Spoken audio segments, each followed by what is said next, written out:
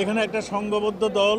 একটা উদ্দেশ্য নিয়ে রাষ্ট্রকে অকার্যকর করার জন্য সেই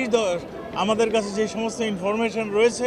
যারা স্বাধীনতা বিরোধী চক্র ছিল, যারা জঙ্গির উত্থান ঘটিয়েছিল, জামাত বিএনপি যারা সবসময় রাষ্ট্রকে একটা অকার্যকর মানে রাষ্ট্র পরিণত করার জন্য যারা কাজ করছে, তাদেরই একটা সুসংগঠিতভাবে এই আন্দোলনের সঙ্গে তারা সম্পৃক্ত হয়ে গিয়েছে।